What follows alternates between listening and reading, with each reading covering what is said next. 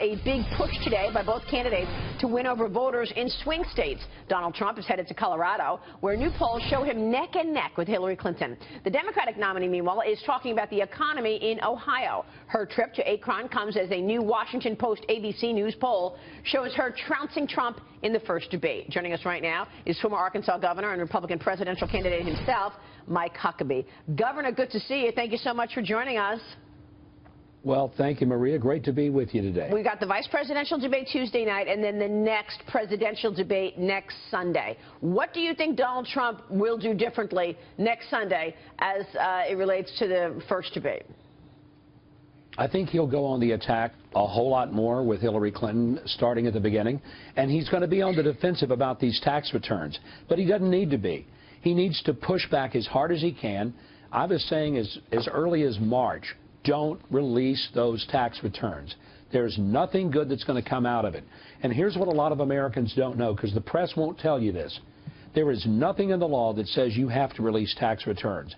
What you do have to release is a statement of financial interest, which is a lot more extensive than a tax return. It's a lot more explanatory about a person's financial situation than a tax return. And nobody understands a tax return. And let me just make this point, Maria. I doubt there's any of you on the panel today who do your own taxes, and none of you pay more than you have to pay. That's true for most Americans. Right. You know, I heard Rudy, say that Trump was a genius, and Christie said that.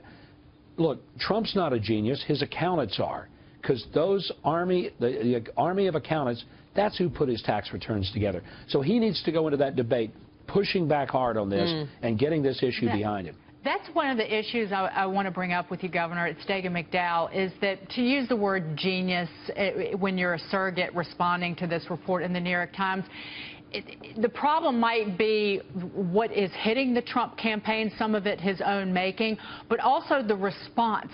The response is not the greatest, if you will. And that's one thing that the campaign can fix, right?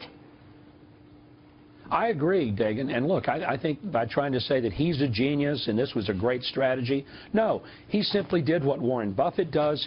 He does what George Soros does. He does what Bill Gates or any rich person does. They hire accountants.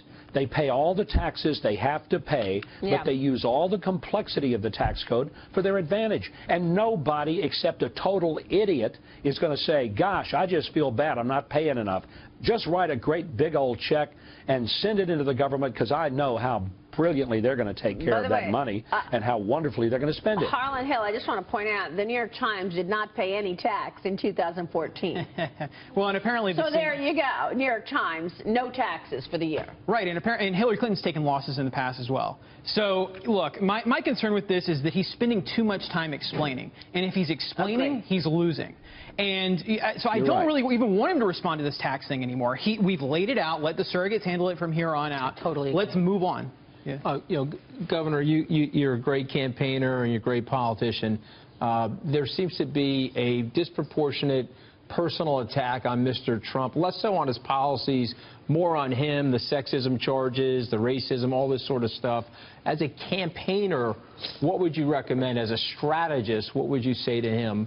What message would you give him? Anthony, what I would do is to just urge him, when he's hit on these personal things, is to just brush it back by saying, when they can't attack what I want to do for America, when they can't find fault with how I'm going to change these trade deals, reform the tax code, when they can't deal with the fact that I'm going to actually defeat ISIS, the only thing they have left is to come after me with these ridiculous personal attacks. And so when Hillary Clinton is attacking me personally, it's because she's got nothing loaded in her gun that would do a thing to change this country and make us great again. That's exactly what I tell it. And then forget about it. Don't defend it. Don't explain it. Harlan was right.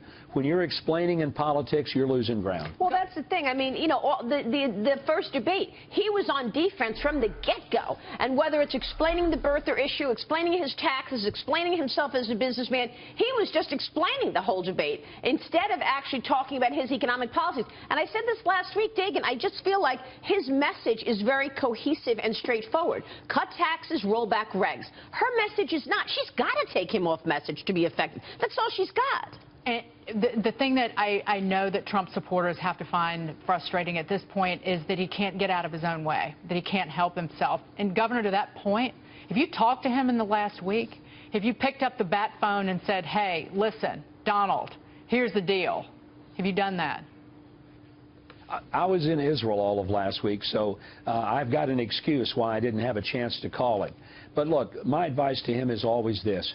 Pivot away from the attacks and get back on your message. Pivot, pivot, pivot. Pivot so much that you tear your political ACL just moving and shifting, because that's what you've got to do in these last 30-plus days to focus on why Hillary Clinton is absolutely unprepared, unfit, and unqualified to be president, and why he can take this country in a totally different direction and fight the corruption.